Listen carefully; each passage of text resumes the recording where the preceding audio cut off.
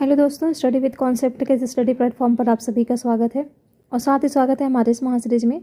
तो आज हम एनसीईआरटी क्लास 8 था जो हिस्ट्री था हमारा, उसमें आज ये लास्ट चैप्टर है। इसके बाद से हम 9वीं क्लास के एनसीईआरटी को पढ़ना स्टार्ट करेंगे। तो देखते हैं इसमें ये जो अध्याय है हमारा वो है स्वतंत्रता के बाद। तो काफ़ी कुछ इसमें आपको देखने को मिलेगा जो एग्जाम की दृष्टि से काफ़ी महत्वपूर्ण है। तो इसको लाइन बाय लाइन पढ़ते हैं, ठीक है। तो यहाँ पर दिया है एक नया और खंडित राष्ट्र। अगस्त 1947 में जब भारत आज़ाद हुआ तो उसके सामने कई बड़ी चुनौतियां थीं। बंटवारे की वजह से 80 लाख शरणार्थी पाकिस्तान से भारत आए हुए थे। इन लोगों के लिए रहने का इंतज़ाम करना और उन्हें रोजगार देना जरूरी था। इसके बाद रियासतों की समस्या थी। तकरीबन 500 रियासतें राजाओं या नवाबों के शासन में चल रही थीं। इन सभी को नए राष्ट्र में शामिल होने के लिए तैयार करना एक टेढ़ा काम था। शरणार्थियों और रियासतों की समस्या का फौरन ध्यान लेना लाजमी था। लंबे दौर में इन नवजात राष्ट्र को एक ऐसी राजनीतिक व्यवस्था भी विकसित करनी थी जो यहाँ के लोगों की आशाओं और आकांक्षाओं को सबसे अच्छी तरह व्यक्त कर सके। तो यदि सर आप लोगों ने इकोनॉमी का वीडियो देखा होगा कृषि वाले चैप्टर में, तो उसमें जो पंचवर्षीय योजना है, तो पहली पंचवर्षीय योजना में कृषि पर क्यों जोर दिया गया था, तो ये सारे कारण यहाँ पर आप देख सकते हैं कि जब भारत आज़ाद हुआ था, पाकिस्तान का भी बंटवारा हुआ था, तो आप देख सकते हैं कि 80 लाख यहाँ पर शरणार्थी आए हुए थे। अब इनके रहने खाने का व्यवस्था करना था, ठीक है। फिर ज़्यादातर जो उस टाइम के लोग थे वो गांव में रहते थे और कृषि ही एकमात्र ऐसी आजीविका थी जिस पे 70% लोग मतलब उस पर निर्भर थे, ठीक है। तो यही सारी परेशानियाँ थी। तो यही वजह था कि जो प्रथम पंचवर्षीय योजनाएं आई थी उसमें कृषि पर ज़्यादा फोकस किया गया था। दूसरे में हम किए थे भारी उद्योग पे, ठीक है। दूसरे में भारतीयों द्वारा भारी उद्योग पर वो किया गया था, फोकस किया गया था। तो उसको भी हम देखेंगे अच्छे से, लेकिन आप लोग कंफ्यूज मत होइएगा। सभी को बताया कि पहली पंचवर्षीय योजना में कृषि पर जोर दिया गया था, बट एक बार फिर से आप लोग इसको अच्छा है कि आप जान लेंगे तो बेटर रहेगा। बाकी आपको पता है बीपीएससी का भी एग्ज़ाम होने ही वाला है 12 फरवरी। लग तो नहीं रहा है कि डेट आगे बढ़ेगा, ठीक है। तो पंचवर्षीय योजना में से भी हर साल आपका एक क्वेश्चन आता ही आता है। तो पंचवर्षीय योजना, जैसे अगर आप बीपीएससी की तैयारी कर रहे हैं, ठीक है, बीपीएससी, तो आपके लिए मेन क्या क्या होना चाहिए, एक तो हिस्ट्री, ठीक है, फिर आपका साइंस, ठीक है, साइंस, करंट और आपका बिहार स्पेशल, बिहार स्पेशल। ये 4 चीज़ें आपकी कंप्लीट होनी चाहिए। और साथ ही आपका बिहार का बजट, बिहार बजट, ठीक है, बिहार की इकोनॉमी, इकोनॉमी, और फिर बिहार का आपका हो गया one report, one report, Bihar की जनगणना, बिहार की जनगणना, और पंचवर्षीय योजना, पंचवर्षीय योजना। कभी भी ऐसा नहीं हुआ है, इतिहास गवाह है कि बिहार से जितने भी अभी तक एग्ज़ाम हुए हैं, ठीक है, तो बिहार में ये चीज़ें तो बिल्कुल फिक्स है। यहाँ से तो क्वेश्चन आपके बनते ही बनते हैं, जनगणना से, बजट से, ठीक है, इकोनॉमी सर्वे से, जैसे कि इस बार भी दिया था इकोनॉमी सर्वे का क्वेश्चन, बजट का भी क्वेश्चन था, वन रिपोर्ट का भी क्वेश्चन था। पंचवर्षीय योजना का थोड़ा सा डाउट में हूँ मैं, अभी क्लियर याद नहीं आ रहा है, लेकिन ऐसा नहीं है कि पंचवर्षीय योजना का क्वेश्चन ना रहा हो, क्या पता इस बार, लेकिन देखी नहीं मैं ढंग से, ठीक है। तो एक बार आप लोग देख लीजिएगा, लेकिन हर साल रहता है पंचवर्षीय योजना से, ठीक है, कि सर्व शिक्षा अभियान किस में अपनाया गया, विकास समृद्धि समावेशी विकास ये किस में अपनाया गया, भारी उद्योग को किस में अपनाया गया, या फिर रोलिंग मॉडल किसको कहते हैं, हेरोल्ड मॉडल किसको कहते हैं, किस पंचवर्षीय योजना को कहते हैं। तो ये सारी चीज़ें काफ़ी इंपॉर्टेंट होती हैं और ये एग्ज़ामों में आपके आते ही आते हैं, ठीक है। और बाकी तो आप सभी को पता है कि इतने पर तो आपका पूरा बीपीएससी का एग्ज़ाम ही टिका होता है। बिहार स्पेशल, हिस्ट्री, साइंस और करंट, ये अगर 4 चीज़ें लोगों की अच्छी से, लोगों का अच्छे से तैयारी है, ठीक है, इस पर अगर आपका बढ़िया से पकड़ है तो इतना उसमें बीपीएससी में इतना आ जाता है, इन चारों से सेक्शन से मिला करके आराम से इजीली आप कट ऑफ को पार कर सकते हैं। और इस बार तो कट ऑफ कम ही जाएगा, क्योंकि आपको पता ही है कि 1/4 हो गया है। 4 क्वेश्चन अगर आपका गलत होता है तो एक सही कटेगा, ये आपका हो गया है। प्लस आपको अब GS1 और GS2 GS2 प्लस एस से अब इस पे आपका क्या होगा, मेंस डिसाइड होगा, ठीक है, मेंस के रैंक बनेंगे।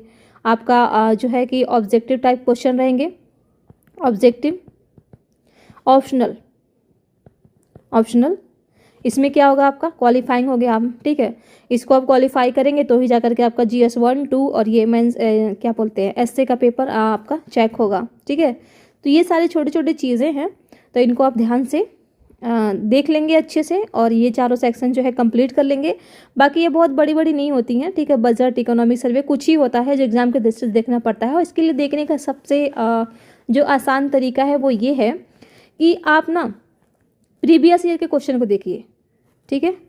PYQ को अगर आप देखते हैं तो बहुत ही ईजिली तरीके से आपको समझ में आ जाएगा कि जनगणना से क्या पूछता है, बजट से क्या पूछता है, पंचवर्षीय योजना से किस तरीके के क्वेश्चन पूछे जाते हैं, इकोनॉमिक सर्वे से क्या पूछता है, इकोनॉमिक सर्वे है ये, ठीक है, इकोनॉमिक सर्वे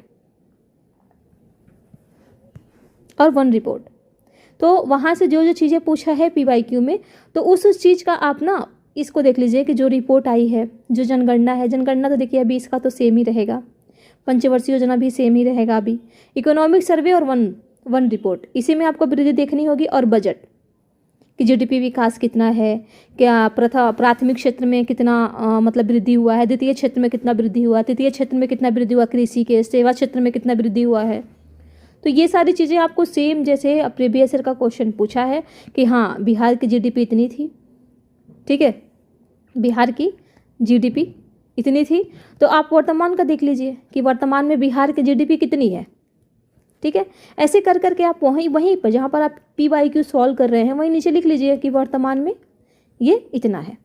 ऐसे आपको चीज़ें भी याद हो जाएंगी, प्रैक्टिस भी हो जाएगा। और हाँ, प्रीवियस ईयर का क्वेश्चन को आप जरूर देख के जाइएगा, मोस्ट इंपॉर्टेंट है, क्योंकि बहुत सारे क्वेश्चन यहीं से रिपीट होते हैं। तो आते हैं अपने हम चैप्टर पे। तो इसमें आपका कुछ भी नहीं है, ठीक है, बस कारण है कि क्या कारण था, मतलब कि क्या क्या चुनौतियां रही थी भारत विभाजन के समय।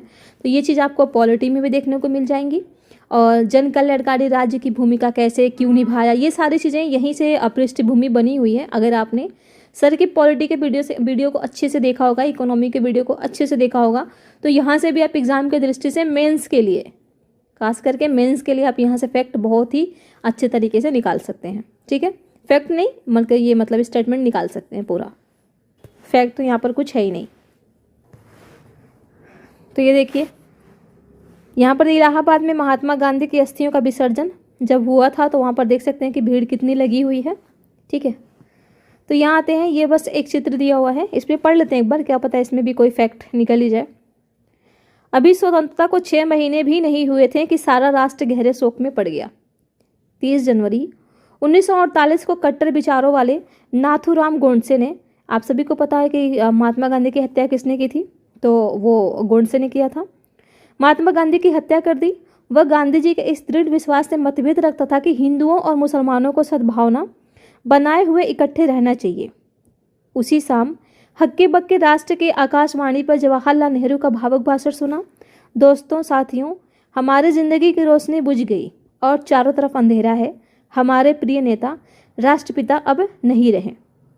तो यहाँ से अब देखिए आपका एग्जाम में क्या पूछ लेगा, आपको सिर्फ इतना देगा कि दोस्तों साथियों हमारी ज़िंदगी, यहाँ से आपको दे देगा, दोस्तों नहीं देगा, सीधा यहाँ से कर देगा कि हमारी ज़िंदगी की रोशनी बुझ गई और चारों तरफ अंधेरा है, ठीक है।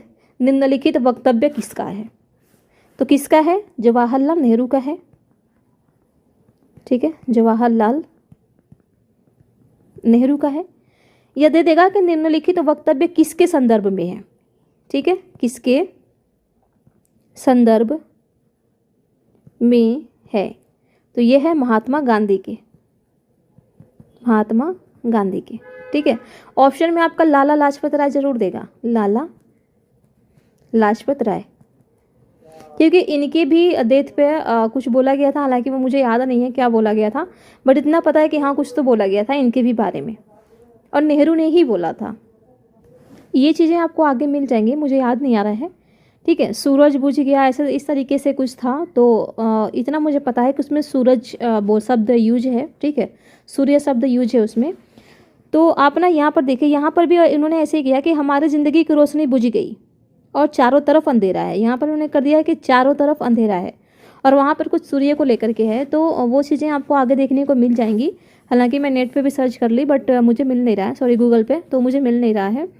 तो आगे आएगा वो चीज़, इसी में है, एनसीईआरटी में ही है, लेकिन मुझे ये भी नहीं याद है कि किस चैप्टर में है, किस उसमें है, लेसन में है।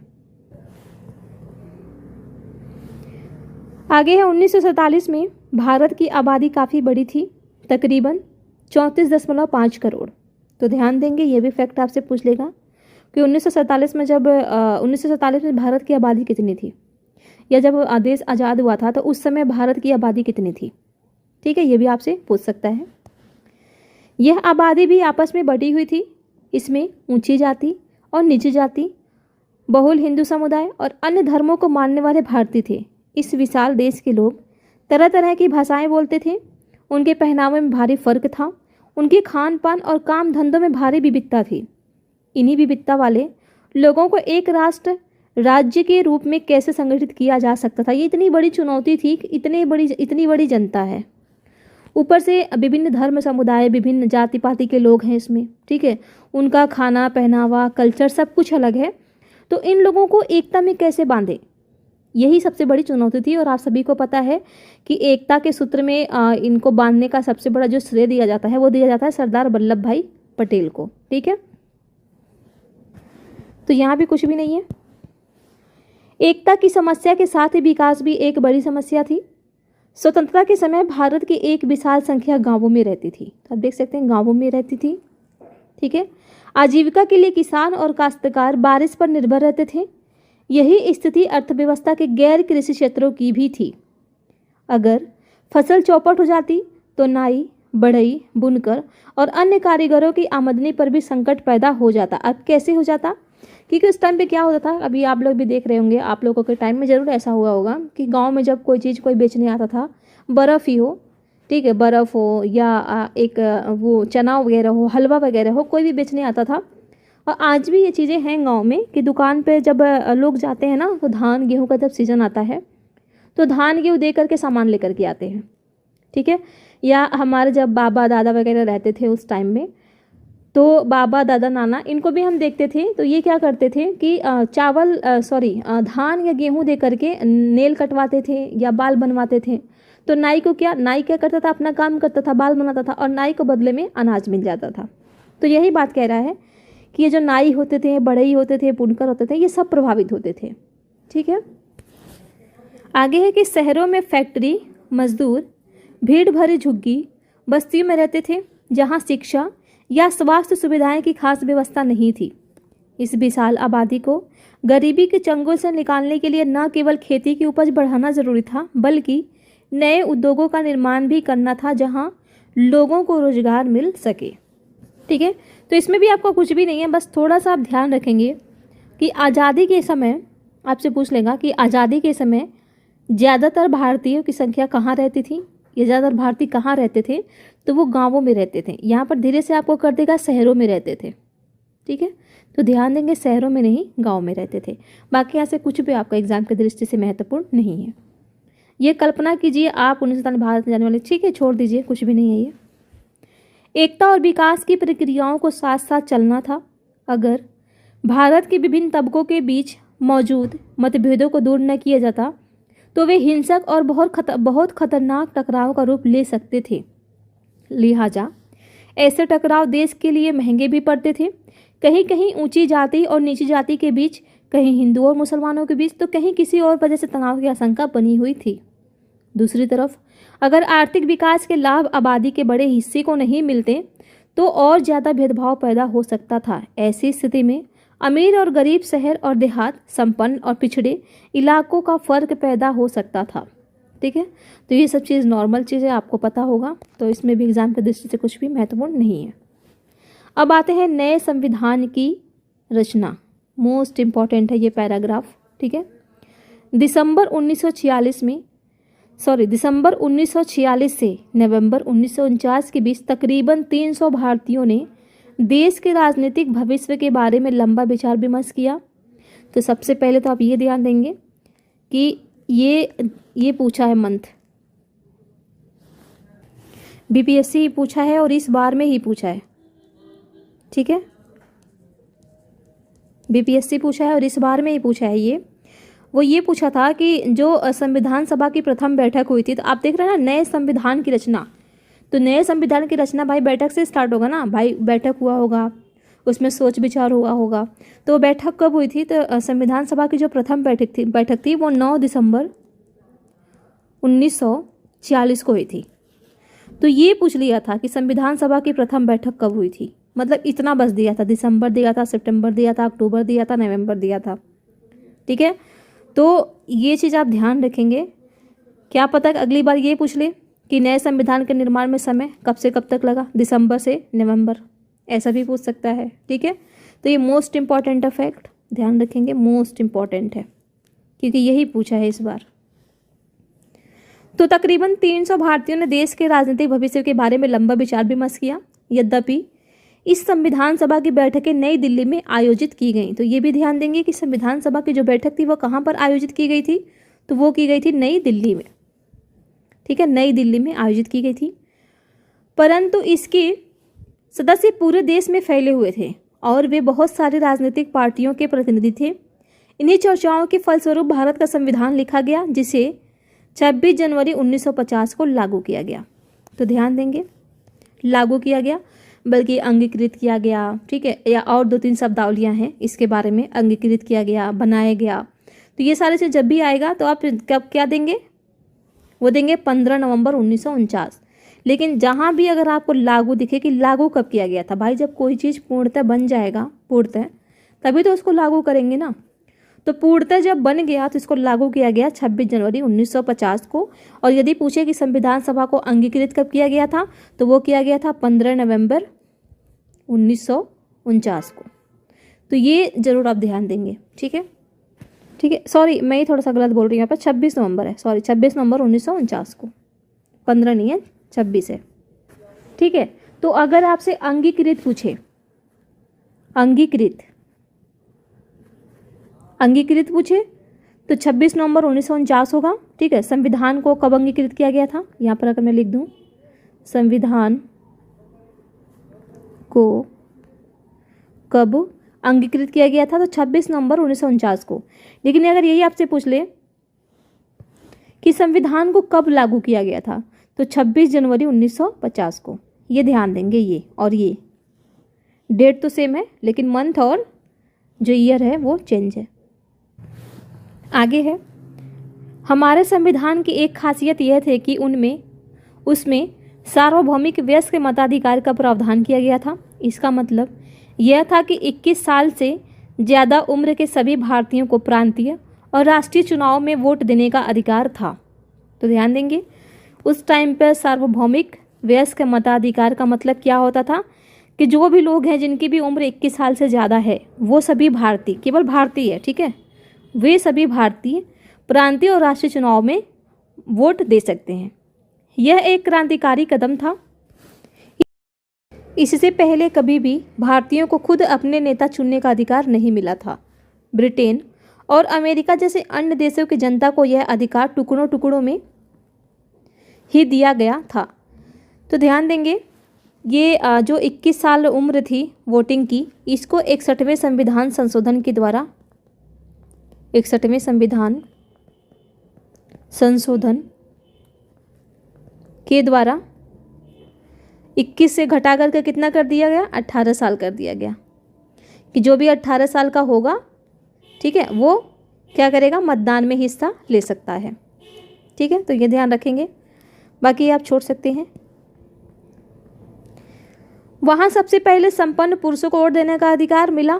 इसके बाद शिक्षित पुरुषों को भी मताधिकार दिया गया। ये कहाँ की बात कर रही है, अमेरिका की बात कर रहा है। कह रहा है यहाँ पर देखिए, ये कह रहा है ब्रिटेन और अमेरिका जैसे अन्य देशों की जनता को यह अधिकार टुकड़ों टुकड़ों में मिला। तो वही कह रहा है कि सबसे पहले किनको अधिकार मिला वोट देने का, तो वो जो संपन्न थे यानी अमीर वर्ग के लोग थे उनको दिया गया। फिर बाद में क्या किया कि जो पुरुष शिक्षित थे उनको बोला कि ठीक है आप भी मतदान कर सकते हैं। मजदूर पुरुषों को काफ़ी लंबे संघर्ष के बाद यह अधिकार मिला, यानी जो मजदूर पुरुष थे उनको बहुत संघर्ष करना पड़ा जब जाके वहाँ पर वोट देने का अधिकार मिला। महिलाओं को सबसे अंत में मताधिकार दिया गया। तो ये भी पूछा हुआ है क्वेश्चन, ठीक है। अमेरिका में सबसे पहले महिलाओं को मतलब सबसे लास्ट में दिया गया था, ठीक है, मतदान करने का हक, वह भी, लेकिन भारत में ये बहुत पहले हो गया था, वह भी लंबे जुझारू संघर्ष के बाद। इसके विपरीत भारत में आज़ादी के कुछ ही समय बाद ये फैसला ले लिया गया कि देश के सभी स्त्री पुरुष को यह अधिकार दिया जाएगा, भले ही वे अमीर हो या गरीब, पढ़े लिखे हों या अनपढ़ हो। तो आप देख सकते हैं, ठीक है, ये चीज़ें आप ध्यान देंगे, ये भी स्टेटमेंट आप ध्यान देंगे। यहाँ से क्वेश्चन बना हुआ था, किसमें बना है, यूपीएससी में बना हुआ है क्वेश्चन ये, ठीक है। ये दोनों स्टेटमेंट एक ही पास मिल रहे हैं, इसलिए क्वेश्चन बन गया था। मैं आपको हमेशा बोलती हूँ कि जहाँ भी स्टेटमेंट आपको दो एक साथ मिलते हैं वहाँ से क्वेश्चन पक्का बनता है, जहाँ भी मिलान वाले मिल जाते हैं वहाँ से भी क्वेश्चन आपका पक्का बनता है। तो ये चीज़ें आप ध्यान देते हुए चलेंगे। संविधान की दूसरी विशेषता यह थी कि उनमें तमाम जातियों, धर्मों, ठीक है। तो यहाँ पर आप विशेषता बताएंगे ना कि संविधान की विशेषताएं क्या होती हैं, तो पहला तो यही कर देंगे आप, पहली विशेषता तो यही बताएंगे कि देश के सभी स्त्री पुरुषों को मतदान करने का अधिकार था, ठीक है।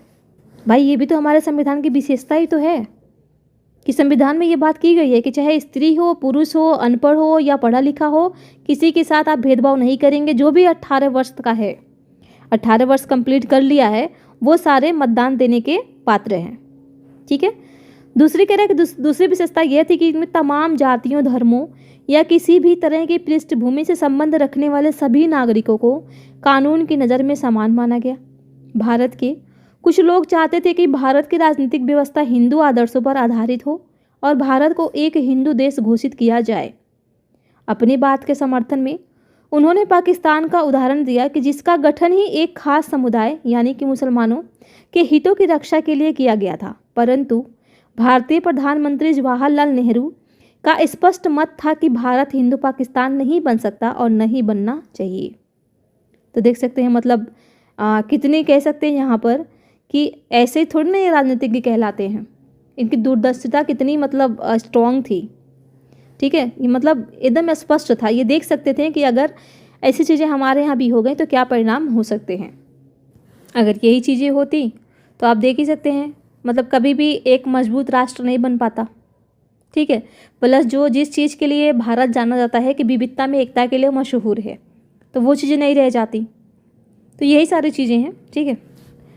मुसलमानों के अलावा भारत में सिख और ईसाइयों की बड़ी संख्या थी। इसके अलावा पारसी, जैन तथा अन्य धर्मों के लोग भी थे। नए संविधान में इन सभी समुदाय के लोगों का भी वही अधिकार दिए गए जो अधिकार हिंदुओं को दिए गए थे, चाहे सरकारी या निजी क्षेत्र की नौकरियों का सवाल हो या कानून से संबंधित कोई मामला।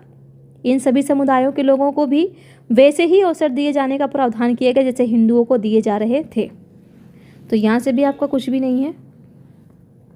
आगे देखते हैं। संविधान की तीसरी विशेषता यह थी कि इसमें समाज के निर्धन और सबसे वंचित तबकों के लिए विशेष सुविधाओं की व्यवस्था की गई थी। तो ये भी आप देख सकते हैं, ये तीसरी विशेषता हो गई आपकी। तो देख सकते हैं मतलब कितना बढ़िया यहाँ पर विशेषता दिया हुआ। आपको लक्ष्मीकांत या और भी कोई बुक्स पढ़ने की ज़रूरत नहीं, अगर आपने अच्छे से एनसीईआरटी को पढ़ लिया। यहाँ से भी आप देख सकते हैं दूसरी विशेषता क्या थी, तो तमाम जाति धर्म के लोग भी थे तो उन्हें भी कानून की नज़र में एक समान माना गया। तो दूसरी विशेषता आपकी ये हो गई, तीसरी विशेषता आपकी ये हो गई। आगे देखते हैं। भारत के सम्मान को कलंकित करने वाली छुआछूत के चलन को खत्म कर दिया गया। तो कि अस्पृश्यता का अंत किस में है, किस आर्टिकल में है, अस्पृश्यता किस में है, तो ये आर्टिकल 17 में है, ठीक है। अब तक हिंदुओं के मंदिर में केवल ऊंची जातियों के लोग ही जाते थे, लेकिन अब उन्हें सभी लोगों के लिए खोल दिया गया। जिन्हें अब तक अछूत माना जाता था, अब वे भी मंदिरों में जा सकते थे। एक लंबी बहस के बाद संविधान सभा ने भी तय किया कि विधायिका की कुछ सीटें और सरकारी नौकरियों में कुछ हिस्सा निचली जातियों के सदस्यों के लिए आरक्षित किए जाएं। कुछ लोगों की दलील थी कि अछूत, जिन्हें उस समय हरिजन कहा जाता था, उम्मीदवारों के पास इतने अंक या शैक्षिक योग्यता नहीं होती कि वे भारतीय प्रशासनिक सेवा जैसी प्रतिष्ठित नौकरियों में जा सके। परंतु जैसा कि संविधान सभा के सदस्य H.J. खांडेकर ने कहा, हरिजनों की अक्षमता के लिए ऊंची जातियां जिम्मेदार हैं। अपने सुविधा संपन्न सहकर्मियों को संबोधित करते हुए खांडेकर ने कहा था कि हमें हजारों साल तक दबा कर रखा गया है। आप लोगों ने हमें अपनी सेवा में लगाए रखा और हमें इस कदर दबाया है कि अब न केवल हमारे मस्तिष्क और शरीर बल्कि हमारा हृदय भी काम नहीं करता और न ही हम आगे बढ़ पाने में सक्षम हैं। तो कितना बढ़िया स्टेटमेंट दे दिया है। कभी कभी आप देखेंगे कि जो यूपीएससी का एग्ज़ाम होता है उसमें पूरा बढ़िया से लाइन दे देगा और फिर पूछेगा कि निम्नलिखित किसके संदर्भ में मतलब कहा गया है।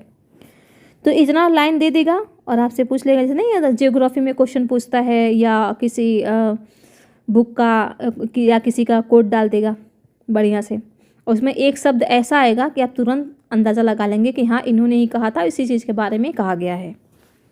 तो यहाँ पर आप देख सकते हैं सेम क्वेश्चन वही है कि जो खांडेकर थे उन्होंने क्या बोला, ये भी बोला, दोनों याद रखेंगे आप।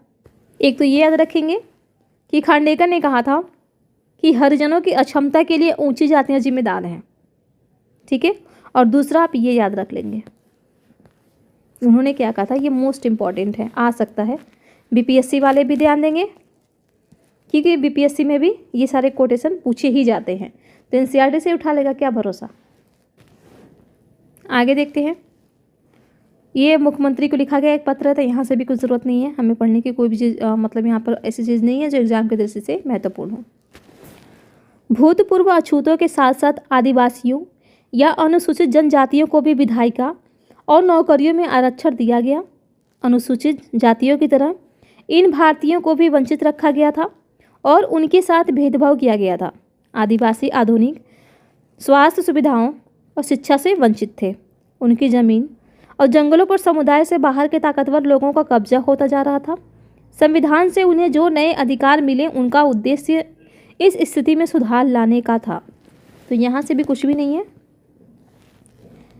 संविधान सभा के सदस्यों ने केंद्र और राज्य सरकारों की शक्तियों और अधिकारों के बंटवारे पर भी लंबी चर्चा की। कुछ लोगों का मानना था कि केंद्र के हित सबसे महत्वपूर्ण होने चाहिए। उनका कहना था कि यदि केंद्र मजबूत होगा तो तभी वह पूरे देश की उन्नति के लिए सोचने और योजना बनाने में सक्षम होगा।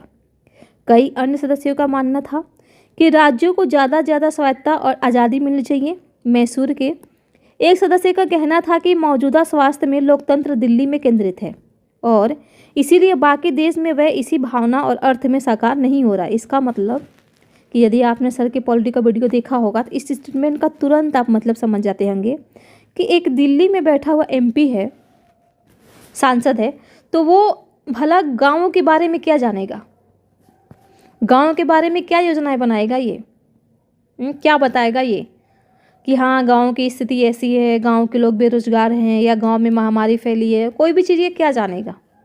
ठीक है, तो वही बात कह रहा है कि लोकतंत्र दिल्ली में केंद्रित है, तो वो भला जो भावना है और अर्थ है उसको साकार कैसे करेगा, नहीं कर पाएगा ना। वो तो बस अपना सोचेगा हाँ बढ़िया भाई मैं तो शहर में हूँ, गाँव वाले भले ही मरे क्या फ़ायदा, क्या फ़र्क पड़ता है।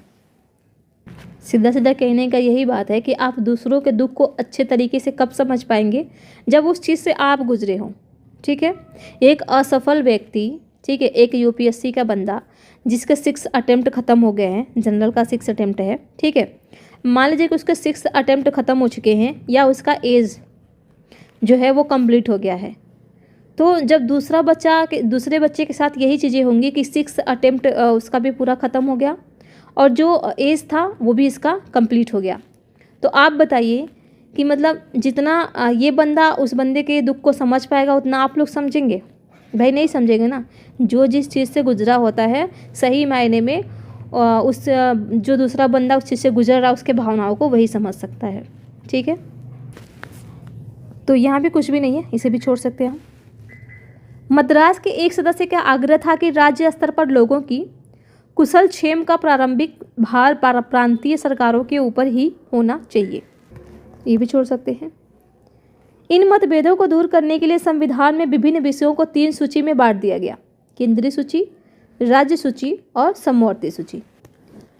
केंद्रीय सूची में कराधान, रक्षा और विदेशी मामले आदि रखे गए। तो ध्यान देंगे केंद्रीय सूची में क्या क्या रखा गया। एक तो कराधान रखा गया, रक्षा रखा गया और विदेशी मामले रखे गए। ऐसे विषय थे जो केवल केंद्र सरकार के अधीन थे, यानी ये जो विषय था वो केवल केंद्र सरकार के अधीन था। राज्य सूची में शिक्षा और स्वास्थ्य जैसे विषयों के लिए जिनकी जिम्मेदारी मुख्य रूप से राज्य सरकारों के ऊपर थी, तो ध्यान देंगे राज्य सूची में क्या रखा गया, शिक्षा और स्वास्थ्य को रखा गया। समवर्ती सूची में वन एवं कृषि आदि ऐसे विषयों को रखा गया जिनके बारे में केंद्र और राज्य सरकारें दोनों संयुक्त रूप से फैसला ले सकते थे। संविधान सभा में भाषा के सवाल पर बड़ी तीखी बहस हुई।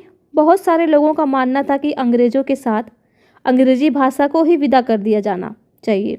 उनका कहना था कि अंग्रेजी की जगह हिंदी को अपनाया जाना चाहिए, परंतु जो लोग हिंदी नहीं बोलते थे उनकी राय अलग थी। संविधान सभा में बोलते हुए टी.टी. कृष्णमाचारी ने दक्षिण के लोगों की ओर से चेतावनी देते हुए कहा कि अगर उन पर हिंदी थोपी गई तो वहाँ के बहुत सारे लोग भारत से अलग हो जाएंगे। इस विवाद से बचने के लिए आखिरकार बीच का रास्ता निकाल लिया गया। संविधान निर्माताओं ने हिंदी को भारत की राजभाषा का दर्जा दिया, जबकि अदालतों, सेवाओं, विभिन्न राज्यों के बीच संचार आदि के लिए अंग्रेजी के इस्तेमाल का फैसला लिया गया। ठीक है, तो ये तो सब आपको पता ही है, कहानी की तरह इसको पढ़ लेंगे। संविधान की रचना में बहुत सारे भारतीयों ने योगदान दिया। इनमें सबसे महत्वपूर्ण योगदान संभवतः डॉक्टर बी.आर. अम्बेडकर का था, जो संविधान सभा के प्रारूप समिति के अध्यक्ष थे और जिनके नेतृत्व में दस्तावेज को अंतिम रूप दिया गया था। संविधान सभा के सामने अपने आखिरी भाषण में डॉक्टर अम्बेडकर ने कहा कि राजनीतिक लोकतंत्र के साथ साथ आर्थिक और सामाजिक लोकतंत्र भी जरूरी है। यानी ठीक है, आप राजनीति कर रहे हैं, राजनीति को साथ लेकर चल रहे हैं, लेकिन उसके साथ साथ आप लोकतंत्र पे भी ध्यान दीजिए, आर्थिक और सामाजिक इस पे भी आप ध्यान दीजिए, ये भी ज़रूरी है।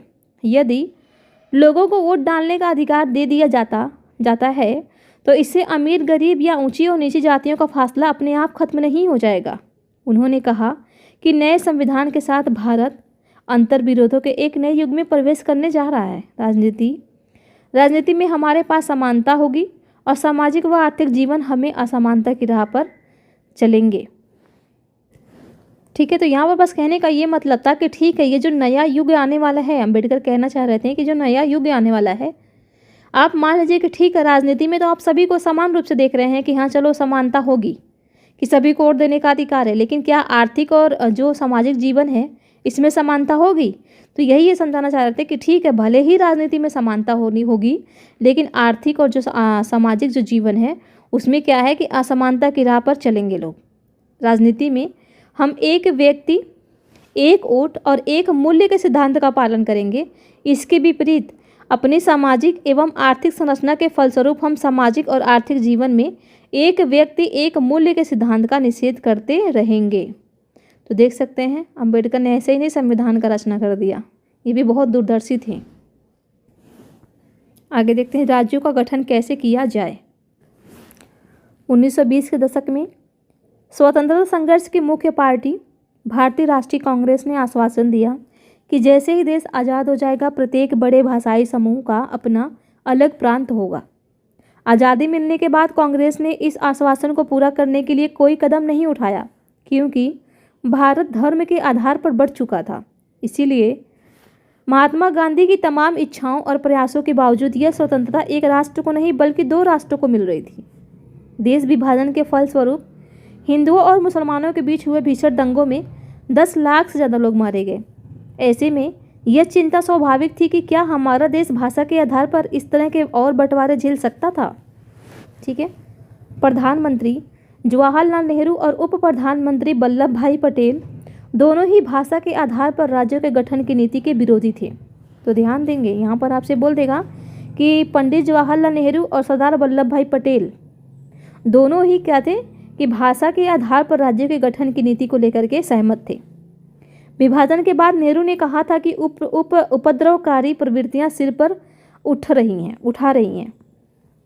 ये भी ध्यान देंगे, ये भी आपसे स्टेटमेंट पूछ लेगा कि विभाजन के बाद किसने कहा था कि उपद्रवकारी प्रवृत्तियां सिर उठा रही हैं। तो किसने कहा था? तो नेहरू ने कहा था। ये भी अच्छे से आप इसको कॉपी में लिख लेंगे, इम्पॉर्टेंट है। अंकुश लगाने के लिए राष्ट्र को शक्तिशाली और एकजुट होना चाहिए, वरना जैसा कि पटेल ने कहा था, इस समय भारत की पहली और आखिरी ज़रूरत यह है कि उसे एक राष्ट्र बनाया जाए। राष्ट्रवाद को बढ़ावा देने वाली हर चीज़ आगे बढ़नी चाहिए और उसके रास्ते में रुकावट डालने वाली हर चीज़ को खारिज कर दिया जाना चाहिए। हमने यही कसौटी भाषाई प्रांतों के सवाल पर भी अपनाई है और इस कसौटी के हिसाब से हमारी राय में समर्थन नहीं दिया जा सकता। ठीक है, तो ये भी ध्यान देंगे। ये स्टेटमेंट किसका था? तो सरदार वल्लभ भाई पटेल का था। ये भी आपका इम्पोर्टेंट है। क्योंकि कांग्रेस के नेता अपने वायदे से पीछे हट रहे थे, इसीलिए जगह जगह असंतोष पैदा हुआ। कन्नड़ भाषी, मलयालम भाषी, मराठी भाषी सभी अपने अपने राज्य के इंतजार में थे। सबसे गहरा असंतोष मद्रास प्रेसिडेंसी के तेलुगु भाषी जिलों में दिखाई दिया। जब 1952 के आम चुनावों में नेहरू वहां चुनाव प्रचार के लिए गए तो लोगों ने उन्हें काले झंडे दिखाए और हमें आंध्र चाहिए के नारे लगाए। उसी साल अक्टूबर में वयोवृद्ध गांधीवादी पोट्टी श्रीरामुलु तेलुगु भाषियों के हितों की रक्षा के लिए आंध्र राज्य के गठन की मांग करते हुए भूख हड़ताल पर बैठ गए। जैसे जैसे अनशन आगे बढ़ा, बहुत सारे लोग श्रीरामुलु के समर्थन में आगे आने लगे। जगह जगह लोग हड़ताल करने लगे और जुलूस निकालने लगे। तो देख सकते हैं उस टाइम पे कितने दंगे हो रहे थे, हड़तालें की जा रही थी। ठीक है, जुलूस निकाले जा रहे थे।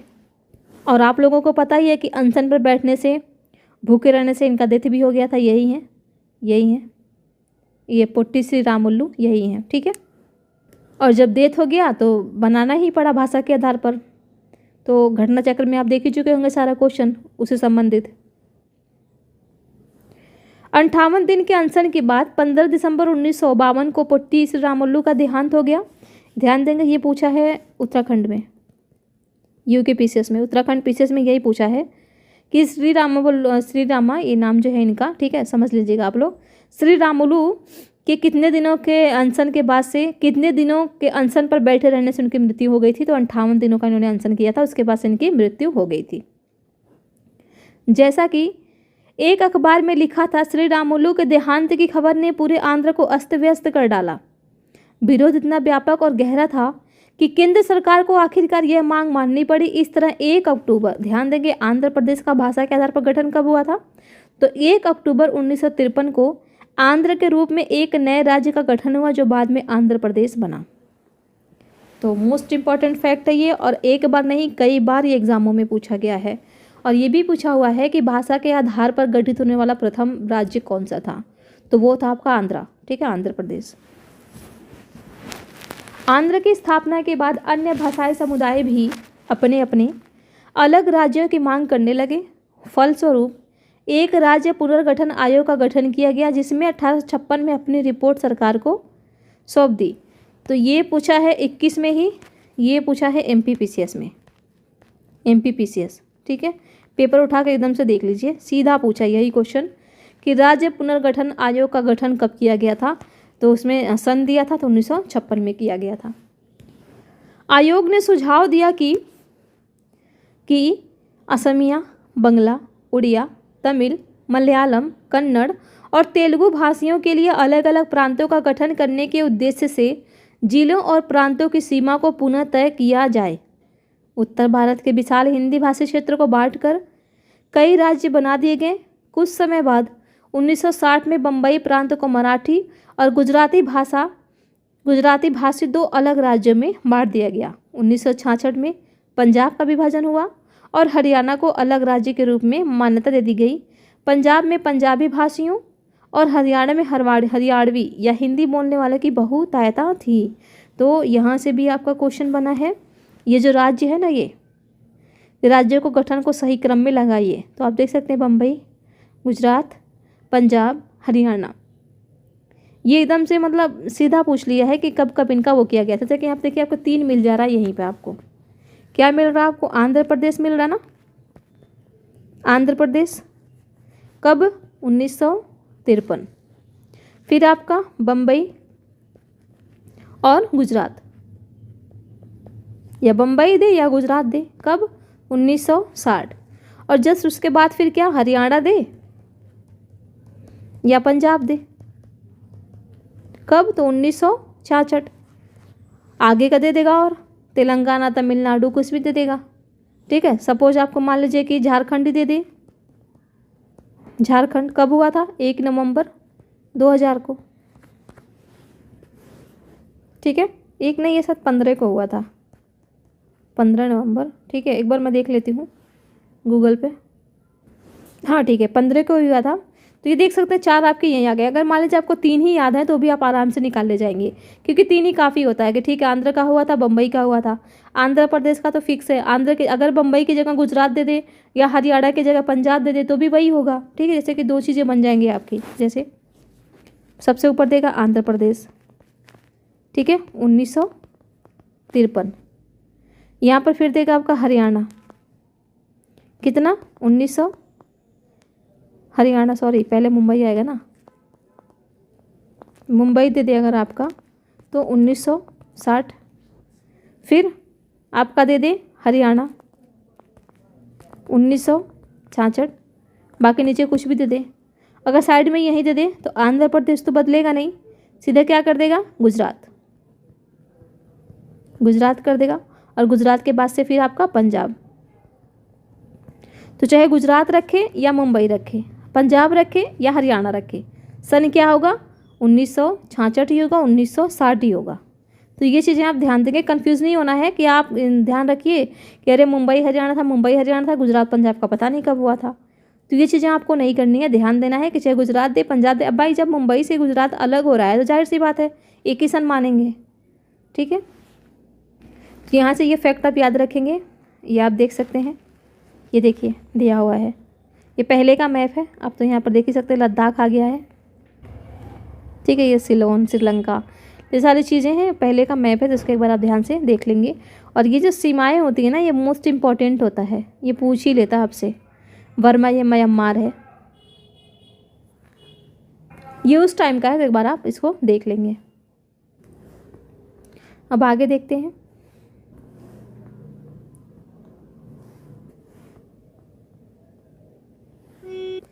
अब देखते हैं विकास की योजनाएं बनाना।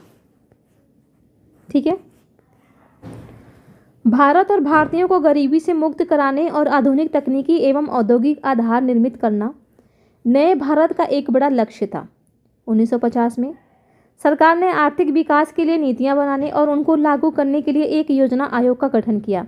अब ये योजना आयोग क्या बन गया है? नीति आयोग। नीति आयोग कब बना? 1 जनवरी सन 2015 से। ठीक है, अभी योजना आयोग नहीं है। इस बारे में ज़्यादातर सहमति थी कि भारत मिश्रित अर्थव्यवस्था के रास्ते पर चलेगा। यहाँ राज्य और निजी क्षेत्र दोनों ही उत्पादन बढ़ाने और रोजगार पैदा करने में महत्वपूर्ण परस्पर पूरक भूमिका अदा करेंगे। किसी क्षेत्र की क्या भूमिका होगी, अर्थात कौन से उद्योग सरकार द्वारा और कौन से उद्योग बाजार द्वारा यानी निजी उद्योगपतियों द्वारा लगाए जाएंगे, विभिन्न क्षेत्रों और राज्यों के बीच किस तरह का संतुलन बनाया जाएगा, इन सब को परिभाषित करना योजना आयोग का काम था, जो कि आज सारा काम नीति आयोग का है। ठीक है, 1956 में दूसरी पंचवर्षीय योजना तैयार की गई। इस योजना में इस्पात और भारी उद्योगों और विशाल बांध परियोजनाओं आदि पर भी सबसे ज़्यादा जोर दिया गया। प्रथम पंचवर्षीय योजना किस पे थी? वो कृषि पर थी, कृषि पर जोर दिया गया। और दूसरी में ये लोग भारी उद्योग पर आ गए। यह काम सरकारी नियंत्रण के अंतर्गत रखे गए। भारी उद्योग पर यह जोर और अर्थव्यवस्था के राज्य नियंत्रण की कोशिशें अगले कुछ दशकों तक आर्थिक नीति को प्रभावित करती रहीं। इस पद्धति के बहुत सारे समर्थक थे तो कुछ मुखर विरोधी भी थे। कुछ लोगों को लगता था कि इस प्रणाली में खेती पर पर्याप्त जोर नहीं दिया जा रहा है। कुछ लोगों का कहना था कि प्राथमिक शिक्षा की उपेक्षा हो रही है। कुछ अन्य लोगों का मानना था कि आर्थिक नीतियों के कारण पर्यावरण पर पड़ रहे प्रभाव पर उचित ध्यान नहीं दिया गया।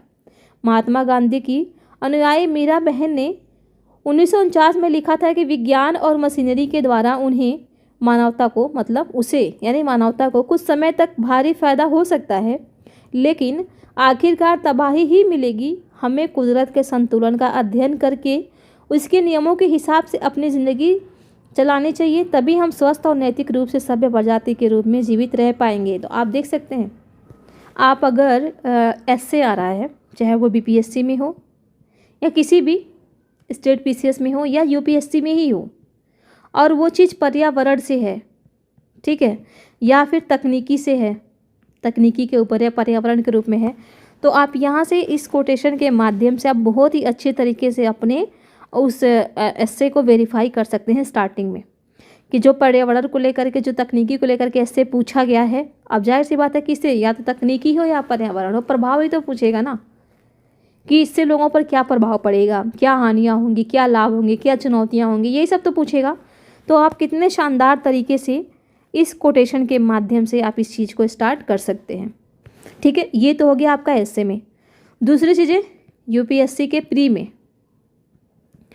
में डायरेक्ट आपका स्टेटमेंट ये दे देगा, उठा करके कोटेशन दे देगा और पूछ लेगा कि निम्नलिखित में से किसने कहा था। तो ध्यान देंगे, महात्मा गांधी की ही अनुयायी थी मीरा बहन। और आप सभी को पता है कि मशीनीकरण को लेकर के गांधी जी वो थे भारी मशीनीकरण को, छोटे तो मशीन के पक्ष में थे, ये वो नहीं थे, खिलाफ नहीं थे। जैसे कि चरखा हो गया, सिलाई मशीन हो गया, तो इसको तो ये पक्ष में थे गांधी जी।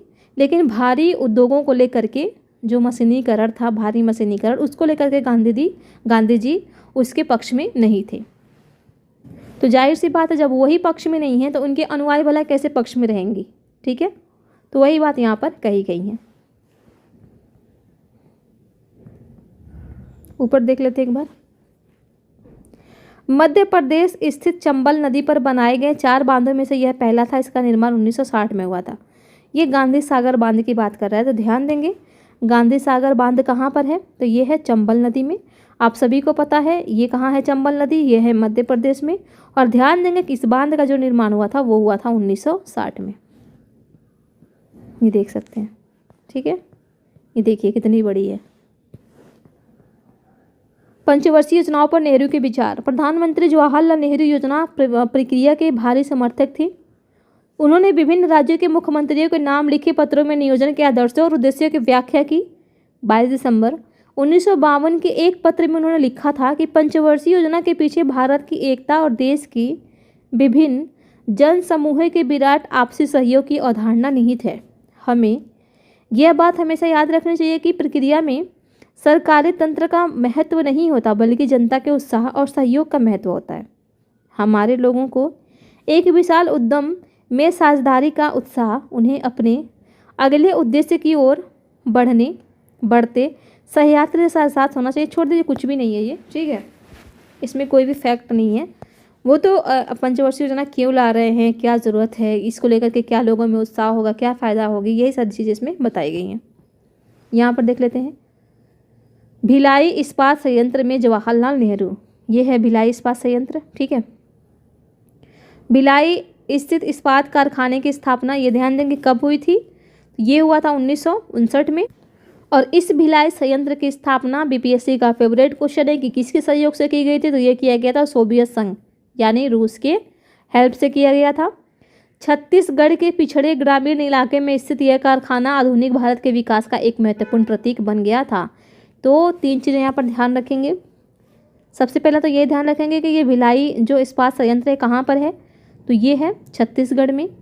इसकी स्थापना कब हुई थी, तो 1959 में हुई थी। और किसके सहयोग से हुई थी, तो सोवियत संघ यानी रूस की सहायता से हुई थी। ठीक है, ये मोस्ट इम्पॉर्टेंट है क्योंकि हमेशा पूछता है कि भिलाई संयंत्र कारखाना कहाँ स्थित है। हमेशा बीपीएससी ने इसको पूछा है और इसको पूछा है कि किसकी सहायता से इसको स्थापित किया गया था, ये पूछा है। तो अब तक तो 2 क्वेश्चन तो बहुत बार पूछा है, तो क्या पता कि इस बार यही पूछ ले कि भिलाई इस्पात संयंत्र की स्थापना कब की गई थी। तो ध्यान देंगे कब की गई थी, 1959 में। इंपॉर्टेंट है, मैं फिर बोल रही हूँ आपको, क्योंकि 2 तो बना ही लिया है और यहाँ से 2 स्टेटमेंट आपके मिल ही रहे हैं, तो यूपीएससी में भी बना ही देगा और बस ये चेंज कर देगा। या ये सोवियत संघ है, रूस है, तो यहाँ पर किसी और को कर देगा। तो जब चीज़ें आपको याद रहेंगी तो ही तो आप सही कर पाएंगे। आगे देखते हैं,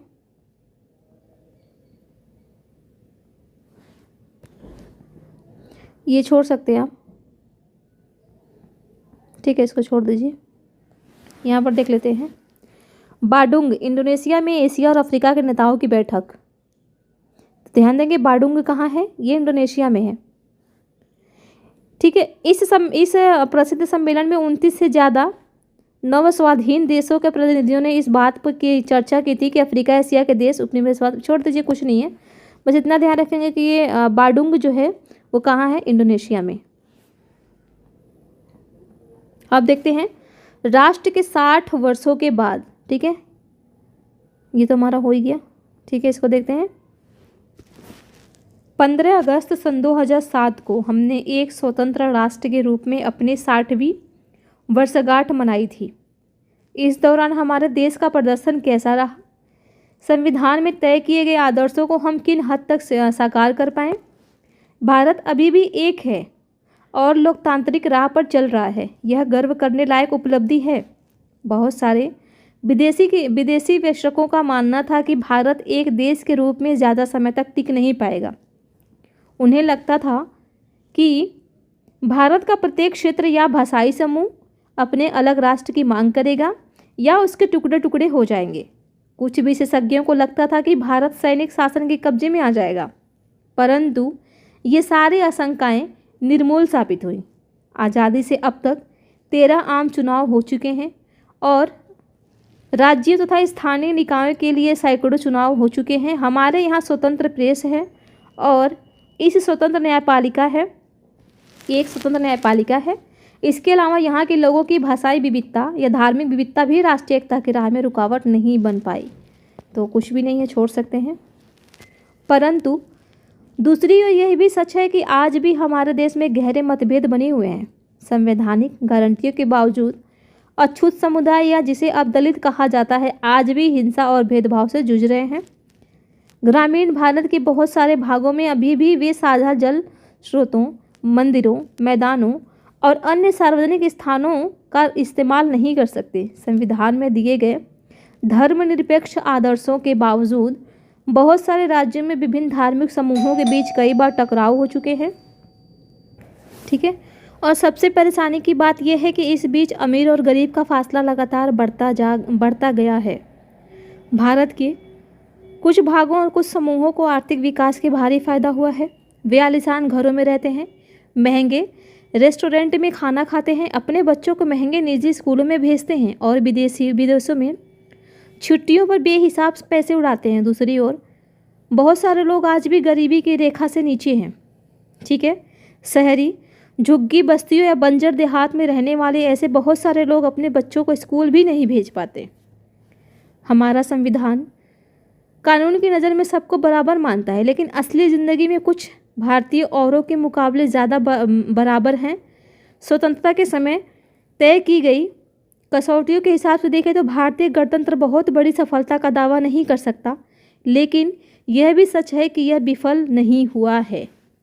तो सही बात है, काफ़ी सारी चीज़ें सुधार हो रहे हैं धीरे धीरे। ठीक है, और आने वाले टाइम पे देखते हैं क्या होता है। ठीक है, वैसे ये नहीं कह सकते कि विफल हुआ है, छुआछूत भी काफ़ी हद तक कम हुआ है। ठीक है, आज भी बरकरार है, लेकिन धीरे धीरे जो सरकार है वो काम कर रही है। इसको देखेंगे, ये धरावी के बारे में बताया गया है मुंबई में। तो यहाँ पर भी भेदभाव दिखा सकता है कि देख सकते हैं कि कितने झुंगी झोपड़ी कितने ज़्यादा, देखिए यहाँ पर लोग कैसे रहते होंगे, और वहीं पर दिखा रहा है ये इतने बड़े बड़े बिल्डिंग हैं। ये देखिए, यह कह रहा है कि बम्बई स्थित धरावी दुनिया की सबसे बड़ी झुग्गी बस्तियों में से एक है। इसके दूर वाले सिरे पर आप गगनचुंबी इमारतें देख सकते हैं। तो इसी के बारे में कह रहा है, तो छोड़ सकते हैं इसको। और श्रीलंका में क्या हुआ तो इसको भी देख लेते हैं एक बार। 1956 में जिस समय भारत में भाषा के आधार पर राज्यों का पुनर्गठन किया जा रहा था, उसी समय श्रीलंका तत्कालिक नाम सिलोन की संसद ने एक कानून पारित करके सिंहला भाषा को देश की राजभाषा का दर्जा दे दिया। इस कानून के जरिए सिंहला भाषा को सभी सरकारी स्कूलों, कॉलेजों, सरकारी, ठीक है, यही सारी चीज़ें छोड़ दीजिए, ये अपने काम की चीज़ें नहीं हैं, ऐसा कुछ भी इसमें फैक्ट नहीं है जो पढ़ सके। बाकी इसको देख लेते हैं। केंद्रीय सूची में और विषय रखे गए, तो क्या क्या रखा गया था? कराधान रखा गया था, ठीक है, रक्षा और विदेशी मामले ये थे ना। फिर समवर्ती सूची में क्या रखा गया था? तो वन रखा गया था और शिक्षा रखा गया था। शिक्षा, ठीक है, नहीं सॉरी, शिक्षा नहीं था, वन था आपका, और भूमि थी, भूमि, वन और भूमि। शिक्षा और स्वास्थ्य था, शिक्षा और स्वास्थ्य ये किसका विषय था? ये राज्य सूची का विषय था, राज्य सूची का, ठीक है। फिर कह रहा है कि वह आर्थिक योजना जिसमें सरकारी और निजी दोनों क्षेत्रों के विकास की भूमिका दी गई थी उसे मिश्रित मॉडल कहते हैं ना, मिश्रित मॉडल कहा जाता था, ठीक है। ये हो गया आपका। ये श्री रामल्लू जो थे, श्री रामल्लू ठीक है, उनकी मृत्यु से इतना जबरदस्त हम लोग की सरकार को आंध्र प्रदेश का गठन करना पड़ा, ये भी हम लोगों ने देख ही लिया। ये जो क्वेश्चन होते हैं ना बहुत अच्छे होते हैं प्रैक्टिस करने के लिए, जैसे कि ये है अब, तो इन्हीं से आपके आंसर राइटिंग की प्रैक्टिस होती है। आप लोग पता नहीं करते हैं कि नहीं करते हैं, लेकिन आपको करना चाहिए, चाहे ये रिक्त स्थानों वाला हो या फिर ये सारी चीज़ें हों, ये बहुत बढ़िया होता है, यहीं से आपका भी वो होता है, नज़रिया डेवलप होता है। सही गलत का देखें तो कह रहा है कि आज़ादी के समय ज़्यादातर भारतीय गाँव में रहते थे, बिल्कुल सही है। संविधान सभा कांग्रेस पार्टी के सदस्य भी नहीं, और भी जगह के लोग थे ना, कोने कोने से लोग आए हुए थे। पहले राष्ट्रीय चुनाव में केवल पुरुषों को वोट डालने का अधिकार दिया गया था, गलत है, क्योंकि ये अमेरिका में था ना कि भारत में। ठीक है, दूसरी पंचवर्षीय योजना में भारतीय उद्योगों के विकास पर बिल्कुल सही है, क्योंकि पहली में कृषि का दिया गया था। ये क्वेश्चन है, आप करिए इसको। तो इसके साथ ही हमारा जो ये 8वां जो था एनसीईआरटी का हिस्ट्री बिल्कुल कंप्लीट हो गया। इसका पीडीएफ ग्रुप में शेयर कर दिया गया है, हालांकि एक बार और इसको कर दिया जाएगा, तो इसको आप लोग पूरा देखिए। और काफ़ी चीज़ें हैं इसमें एग्जाम की दृष्टि से महत्वपूर्ण, बहुत ही चीज़ें इसमें, बहुत सारे क्वेश्चन बनेंगे। ठीक है, तो इसको नोट्स बनाते जाइए और रिवीजन करते जाइए। तो इसी के साथ इस वीडियो को यहीं समाप्त करते हैं। आप सभी को बहुत बहुत धन्यवाद।